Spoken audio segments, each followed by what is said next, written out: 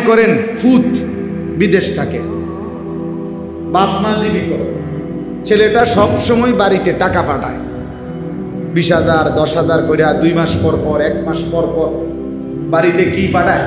টাকা পাঠায়। মা বাবা এটা দিয়ে সংসার চালায়, বউ বাচ্চা নিজেদের জীবন চলে, ভালো কথা। কোরবানি আসছে, এখন ছেলেটা বিদেশ থেকে বাড়িতে 30,000 টাকা পাঠাইছে, বুঝছেন? কিন্তু এই ছেলেটার কাছে কোরবানি ওয়াজিব হওয়া সমপরিমাণ টাকা তার কাছে আছে। 52.5 বড়ি রূপার যেই দাম,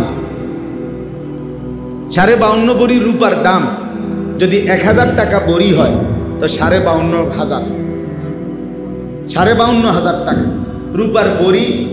800, 700, 1000 কিংবা 1200 এর মধ্যে উঠানামা করে, বুঝলেন?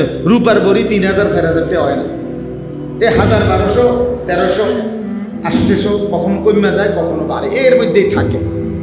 তাইলে 52,500 অথবা 60,000 ধরেন, যদি 1200 একটু বাড়ে, এই টাকাটা এই ছেলেটার কাছে আছে।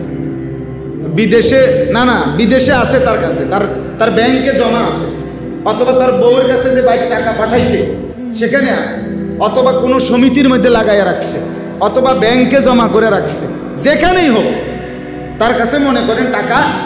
সে কি শুধু এই মাসে, মে মাসে, এখন এই মে মাসে যে বাড়িতে যে 30,000 টাকা পাঠাইছে, এ তার কাছে বিদেশের এই ছেলেটার কাছে শুধু এই 30,000 টাকাই না, আপনি আর কথা বলেন না কেন? আর টাকা নাই তার কাছে। তাইলে এই পরিমাণ টাকা, ওই যে 52.5 বড়ি রূপার সমপরিমাণ দাম পরিমাণ টাকা, তার নিত্য প্রয়োজনীয় বাজার খরচ, সংসার খরচের অতিরিক্ত যদি থাকে, কোন দিন? কোরবানির দিন 10ই জিলহজ সকাল থেকে 12ই জিলহজ, মানে যেই 3 দিন কোরবানি করা যায়, এই 3 দিনের সন্ধ্যা পর্যন্ত ওই পরিমাণ সম্পদ যদি টাকা কারো কাছে অতিরিক্ত থাকে, ব্যাংকে থাকুক, হাওলা